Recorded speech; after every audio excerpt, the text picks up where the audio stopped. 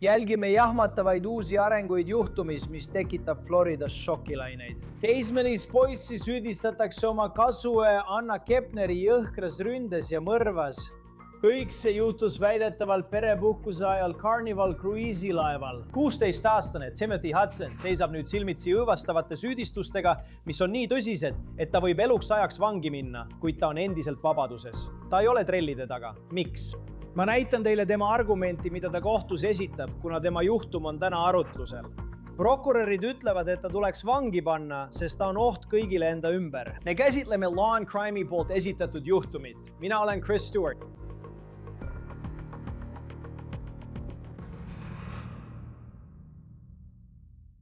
Olgu, kuulge mehed, kiiresti, meil on selles On the Case episoodis palju käsitleda, aga enne kui alustame, tahan teile sellest rakendusest rääkida. See on väga populaarne. Selle nimi on Upside ja see annab sulle raha tagasi igapäevaste ostude pealt, nagu kütus, toidukaubad ja kaasavõetav toit. Tee nii, see on väga lihtne. Laadi Upside tasuta alla. Sa valid pakkumise ühes nende enam kui 100 000 asukohast, siis maksad nagu tavaliselt oma kaardiga. Seejärel kinnitad ostu ja saad raha tagasi. Kõik ongi nii lihtne. Ma olen seda ise kasutanud. Näiteks, kui ostan kütust või toitu kaasa, otsin Upside'ist pakkumisi. Pärast ostu ilmub raha mu rakendusse. Ma kannan selle lihtsalt otse oma pangakontole. Upside'i sagedased kasutajad teenivad aastas keskmiselt $254 tagasi. Et hakata raha tagasi saama, klõpsa kirjelduses olevale lingile või skaneeri QR-kood ja kasuta sooduskoodi OTC, et saada oma esimese paagitäie kütuse iga galloni eest lisaks 25 senti boonust. 16-aastast Timothy Hudsonit polnud täna kusagil näha, kui tema juhtum pidi Miamis kohtusse jõudma. See on video, kus 16-aastane Timothy Hudson siseneb veebruaris Miami föderaalkohtumajja. Ja tol ajal me ei teadnud, miks ta kohtusse läks, aga nüüd me teame, sest talle on esitatud süüdistus oma kasue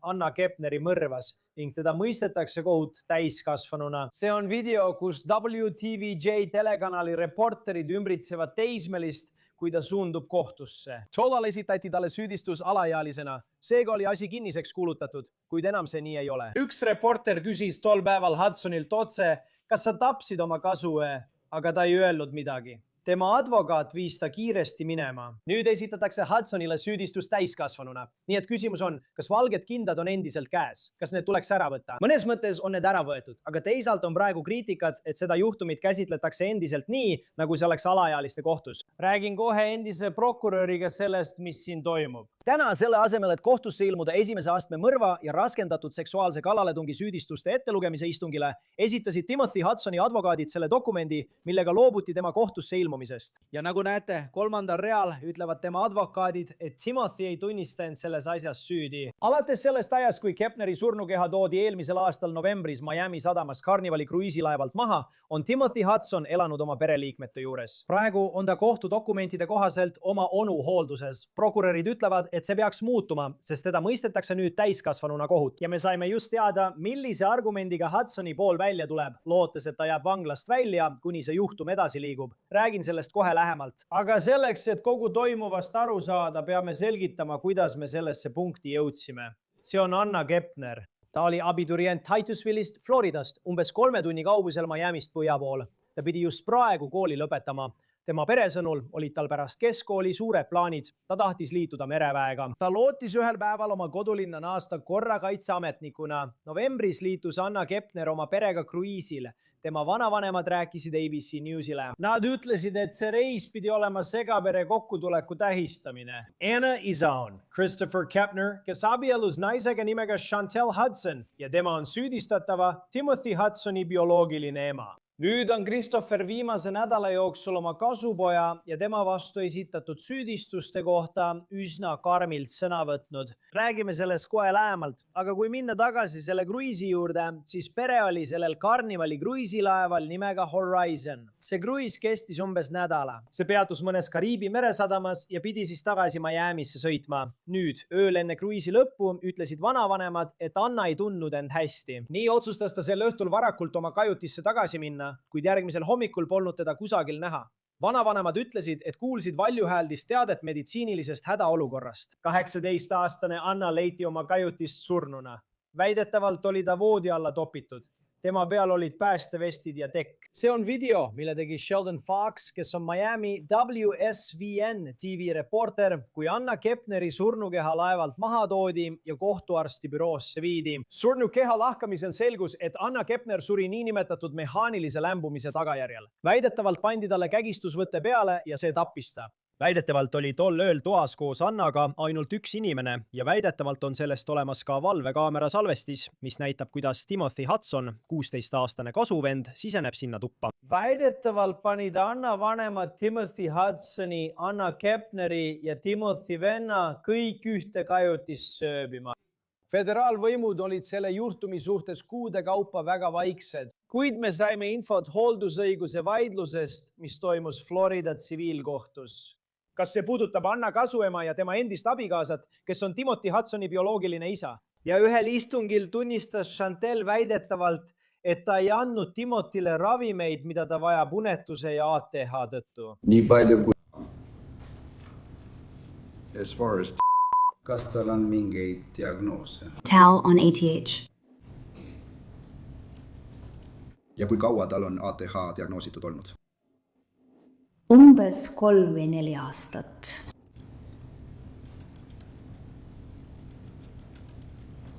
See oli pärast teie lahkuminekut härra Hudsonist, eks? Jah, umbes sellel ajal. Ja kas ta saab oma ATH jaoks ravimeid? Saab küll. Ja milliseid ravimeid ta kasutas? Minu jaoks metüülfenidat. Kas te ütleksite selle mulle välja? Metüülfenidat. Ma ei tea, kuidas seda kirjutatakse. Kaubamärgi nimi on Concerta. Aitäh. Ja kui tihti ta seda ravimit võtaks? Igal hommikul.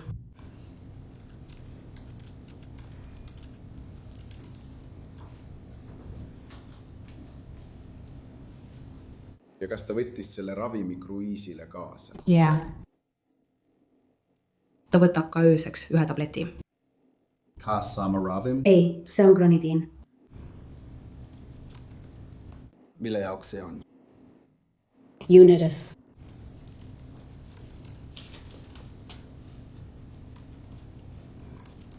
Kas hoidsid ravimeid enda käes? Jah.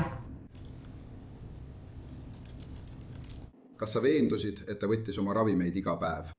Ta võttis oma hommikuse tableti iga päev ja jättis 2 korda õhtuse klonidiini võtmata.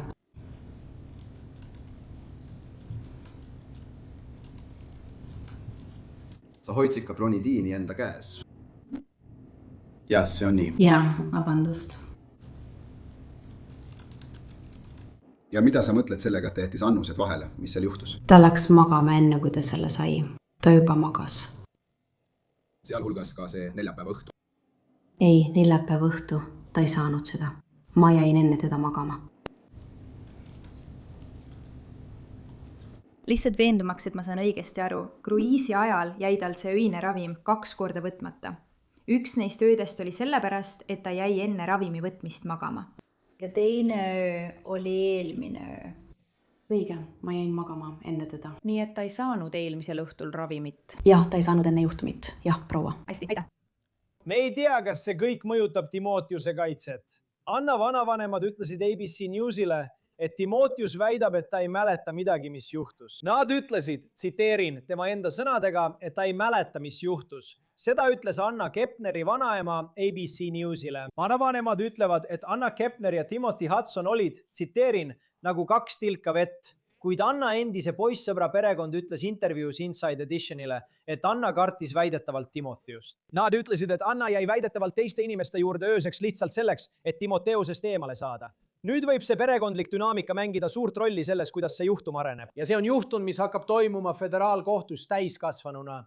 10. märtsil esitas föderaalvalitsus süüdistuse Timothy Hudsoni vastu. See avalikustati alles hiljuti ja see näitab, et 16 aastast süüdistatakse esimese astme mõrvas ning raskendatud seksuaalses kuritarvitamises. Viimastel kuudel oli teateid, et Kepneri puhul ei olnud seksuaalse rünnaku märke, kuid selle süüdistuse kohaselt ei vastanud see väidetavalt tõele. Süüdistus väidab, et Hudson, tsiteerin, sooritas teadlikult ja ebaseaduslikult mõrmakatse.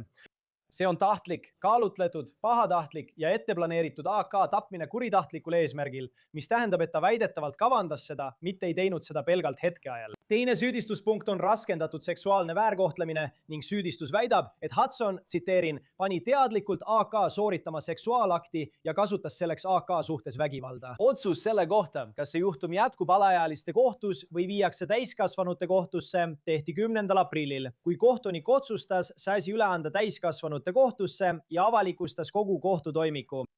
Ja nüüd saame teada, kui palju tõendeid valitsusel tegelikult on. Avalikustatud tõendite esitamise dokumendi kohaselt on föderaalprokurörid andnud kaitsele ületõendid. Surnukeha lahkamine, fotod ja röntgenpildid, täielik kohtuarsti raport koos märkmetega ning kellegi mobiiltelefoni andmete väljavõtte. Arvatavasti Anna isa 4 kehakaamera videot Miami-Dade'i šerifi asetäitjatelt ning FBI ajajooned, mille koostas juhtumiga tegelev eriagent. Võimud on väidetavalt kasutanud ka 3D kuriteopaiga rekonstrueerimise tehnoloogiat, et näidata, kuidas Kepneri surnukeha selles kajutis leiti. Arvestades, kui tõsised on süüdistused, millega Hudson silmitsi seisab, miks teda ei ole vahi alla võetud?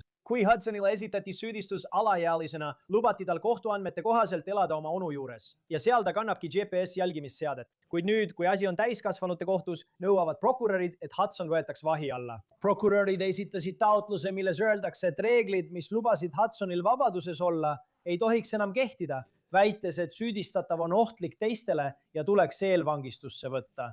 Nad jätkavad, et süüdistatav pani toime kõige tõsisemad, räigemad ja rängemad kuriteod, mida üks inimene võib teisele teha. Ta pani need kuriteod toime ohvri vastu, kellega tal ei olnud nähtavat tüli ning keda ta oli kasvatatud kui oma õde-venda nägema. Lisaks pani ta need kuriteod toime ilma igasuguse hoiatuseta. Ta oli võimeline toime panema nii jõhkraid tegusid isegi näiliselt toetavas perekeskkonnas. Lõpuks elab süüdistatav praegu kodus, kus elavad alaealised lapsed. Seetõttu ei saa ükski kohus olla kindel, et ükski tingimus või tingimuste kombinatsioon oleks piisav, et takistada süüdistatavat teistele ohtu kujutamast. Seega tuleks süüdistatav vahi alla võtta.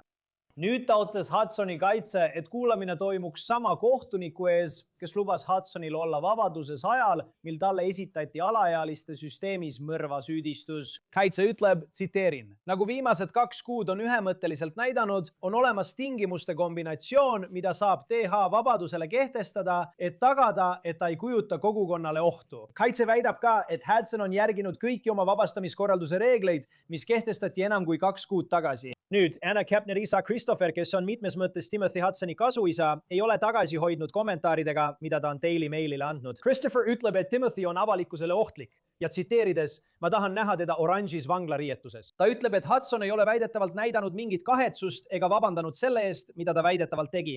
Tsiteerides, me oleme pahased, et ta on endiselt vabaduses. Me oleme juba 6 kuud oodanud ja ta oleks pidanud juba arreteeritud olema. Ja ometi võib ta praegu teha, mida iganes tahab, ütles Christopher ajalehele Daily Mail. Ta ütles samuti ajalehele Daily Mail, et ei tema ega tema naine, Timothys ema, pole Timothyga rääkinud sellest ajast, kui ta detsembris oma onu hoolde anti. Väidetavalt ütleb ta, et Timothy ei mäleta, mis juhtus. Liituge meiega, et sellest juhtumist rohkem rääkida. Endine föderaalprokurör ja Lääneranniku kohtuvaidlusadvokaatide president Nemo Romani. Aitäh, et olete alati meiega Law and Crime saates. Alustan otsekohese küsimusega, mis paljudel inimestel on. Ma mõtlen, seda näeb ka pealkirjades. Lähtudes sellest, millest Timothy Hudsoni süüdistatakse, miks ta on siiani vabaduses ega ole vanglas? See on hea küsimus. Tavaliselt, kui keegi on täiskasvanu ja talle esitatakse mõrvasüüdistus, hoitakse teda vahi all ilma kautsioonita. Nüüd ilmselgelt selles juhtumis on ja oli Timothy Hudson alaealine. Nüüd teda menetletakse täiskasvanuna, kuid see ei ole midagi, mis saaks föderaalkohtus automaatselt juhtuda. Kohtunik peab otsustama, et see on õiguse mõistmise huvides ja kohtunik on selle otsuse teinud. Aga tavaliselt enne seda alaealisi ei peeta kinni, sest alaealiste õigussüsteemi eesmärk on hoopis teine. Selle peamine eesmärk on rehabilitatsioon. Täiskasvanute kohtumenetluses on muidugi üks peamisi eesmärke karistamine, aga ka kogukonna kaitsmine ja tagamine, et inimesed ei põgeneks. Ja seepärast peetakse täiskasvanuid, keda süüdistatakse mõrvas ja raskendatud seksuaalses kallaletungis peaaegu alati kohtuprotsessi ajaks vahi all. ja prokurörid on esitanud taotluse nende tingimuste muutmiseks, et ta võetaks vahi alla. Sest parafraseerides prokuröride kirjutatud, teda süüdistatakse lihtsalt uskumatult ohtlikes kuritegudes. Nad süüdistavad teda selles, et ta on inimeste suhtes väga ohtlik. Nad ütlevad, et praegune olukord, kus tal lubatakse elada oma onu juures, on probleemne, sest kodus on alaealised lapsed. Ja nüüd, kui ta on täiskasvanu, on asjad muutunud. Kaitse ütleb, et ta on järginud kõiki reegleid ja tingimusi, mis talle on seatud. Tal on GPS jälgimisseade külje. Ta elab kodus, kus tema eest hoolitsetakse ja nad tahavad korraldada kohtuistungi. Kuidas selline istung nüüd toimub, kui teda koheldakse täiskasvanuna? Need on kautsjoni istungid. Nendel aruteludel väidab kaitsja mõnikord, et vahi all olev isik tuleks vabastada.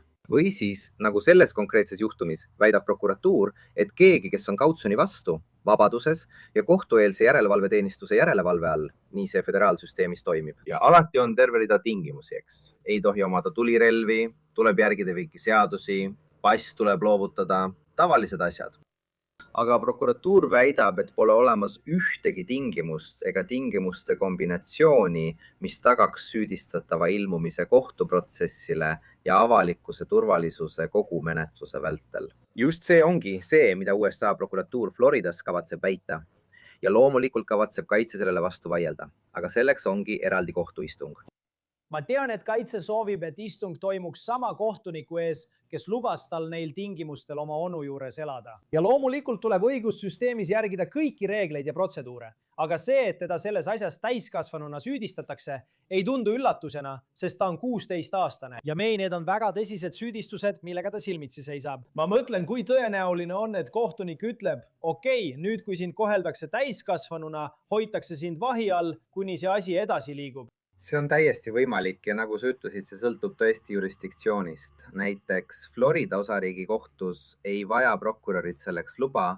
Nad võivad esitada süüdistuse ja kohelda 16-aastast kui täiskasvanut. Aga just selles konkreetses juhtumis, kuna tegemist on föderaalsüsteemiga ja teatud osariikides nagu California on tavaliselt vaja kohtuniku luba, et alaealisi täiskasvanuna süüdistada. Ja see on tegelikult üsna ebamäärane standard, sisuliselt õiguse mõistmise huvides. Samamoodi on ka kautsjoni puhul kohtunikel palju kaalutlusõigust.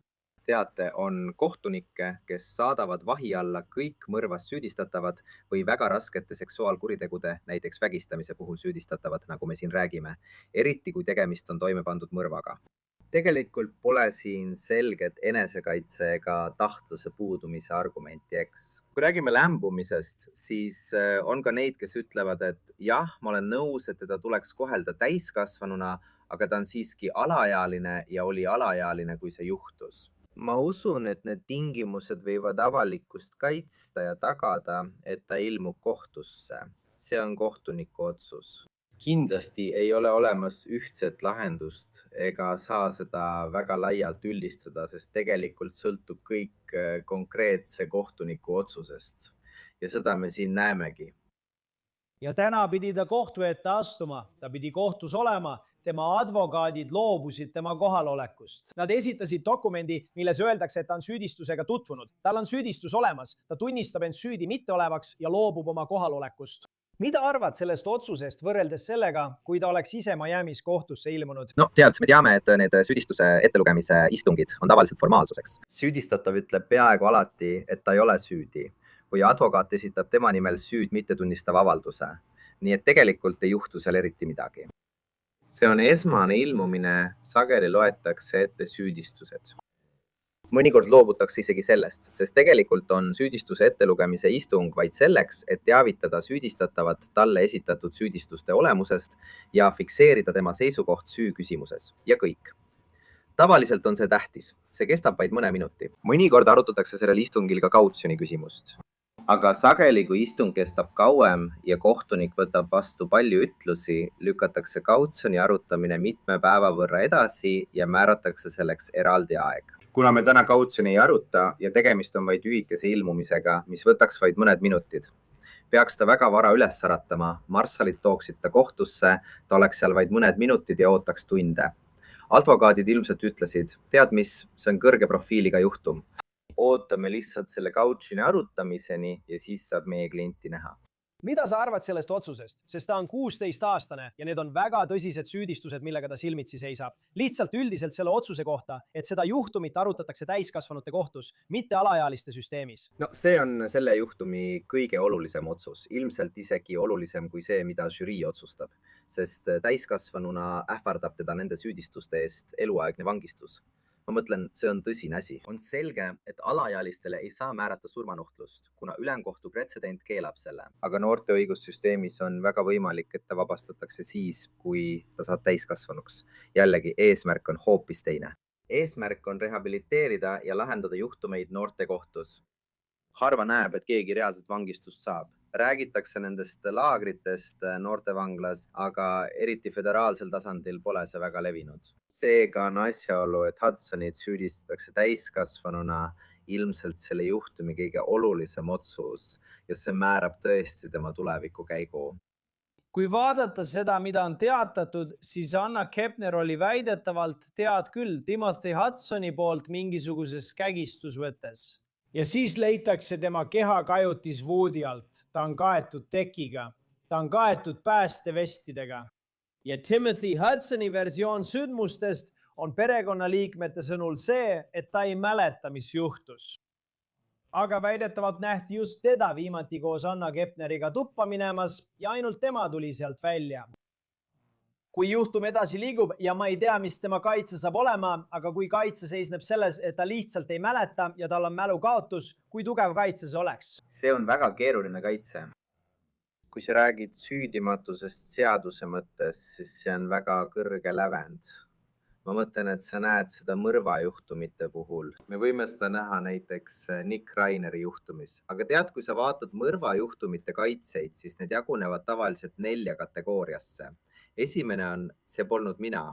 Keegi teine tegi seda. Jällegi, see saab olema raske, eks. Ma eeldan, et on olemas videomaterjal, kus mõlemad lähevad sisse ja ainult Hudson tuleb välja. Ilmselgelt on tõenäoliselt olemas DNA tõendid, kui toimus seksuaalakt ja võimalik motiiv. Siis hakkad vaatama enesekaitseteks. See on veel üks argument, mida me tavaliselt näeme. Seda on selles juhtumis väga raske väita. Siin on vastamisi poiss ja tüdruk ja see on võimalik, aga ebatõenäoline. Siis hakkad nägema võimalusi kavatsust potentsiaalselt ümber lükata. Saad öelda, et see oli õnnetus, eks? Me võime seda näiteks näha Davidi juhtumis, kui Celeste Rebos ütleb, et kuidagi suri ta loomulikul põhjusel või võiks öelda, et see oli kirehoos toime pandud tapmine. Jällegi, väga keeruline. See ei pruugi selle juhtumi faktidega kokku sobida. Jällegi, eriti kui on tegemist seksuaalaktiga, eriti kui on kägistamine, eks? On väga raske väita, et puudus tahtlus. Ja siis on veel süüdimatus. Süüdimatus, Chris, nõuab, et süüdistatav ei suudaks vaimse haiguse või häire tõttu eristada liiget valest. See on väga kõrge läbi. Tavaliselt lasub tõendamiskohustus kaitsel. Ja vandekohtunikud ei armasta neid argumente. Need õnnestuvad väga harva. Nii et jällegi, see saab olema raske juhtum, mida sisuliselt kaitsta. Ma ei ütle, et karistamisel neil ei oleks erinevaid leevendavaid argumente tema vanuse tõttu.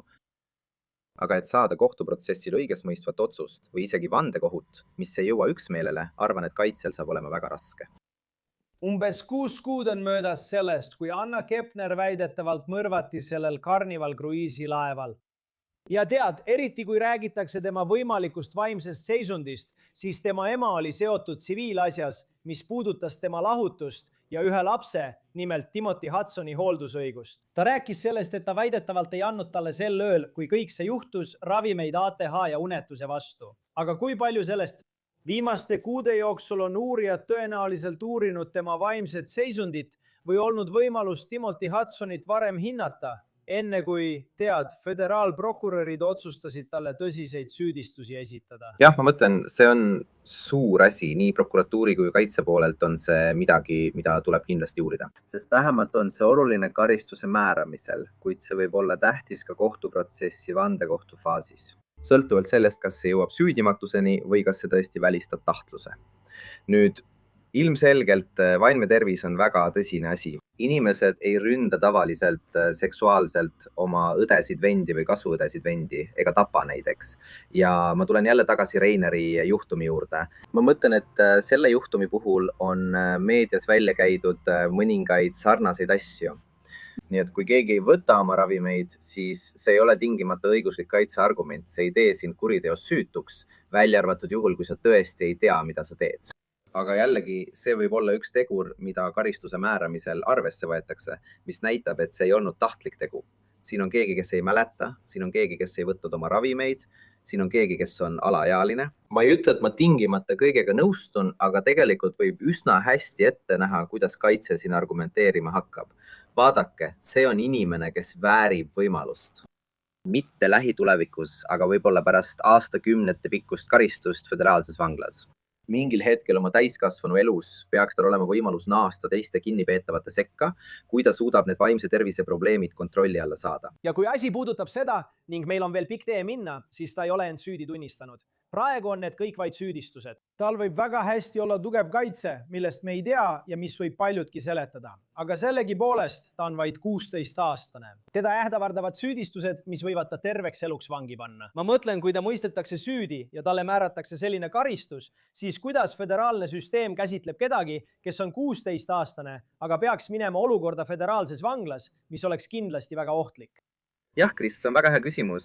Niisiis keegi nagu tema tuleks eraldada täiskasvanute vangipopulatsioonist. Kui sul on kõrge profiiliga süüdistatav või alaealine süüdistatav, siis meie föderaalne vanglaamet ei ole tegelikult loodud selleks, et alaealisi vangistada. Selliseid juhtumeid ja selliseid isikuid ei ole föderaalvanglates palju. Seega tuleb teda kaitsta teiste kinnipeetavate eest, kes on täiskasvanud ja potentsiaalselt ohtlikud. See on üks föderaalse vanglaameti ülesannetest. On ilmne, et inimesi eraldatakse soo alusel, kuid neid eraldatakse ka selle põhjal, kui suur on risk kinnipeetavale endale ning kui suur on risk, mida kinnipeetav kujutab teistele üldosakonnas olevatele kinnipeetavatele. Ja siin on keegi, kes ei saa oma vanuse tõttu olla üldosakonnas. Ja selle punktini on veel pikk tee minna, aga kindlasti on see samm edasi. Ta ei tunnistanud end süüdi. Näeme, mis edasi saab. Nima Romani, endine Federal Prokurör, West Coast Trial Lawyersi president. Alati on tore sind Law and Crime saates näha. Aitäh, et meiega olid. Muidugi, Kris, aitäh, et mind alati kutsud. Olen kindel, et jälgime seda teemat veel pikalt. Sellega on Law and Crime'i saade On the Case läbi. Daily Made YouTube'is ja Spotify's. Meie saadet saab vaadata ka Peacockis. Mina olen Chris Stewart. Kohtume järgmine kord.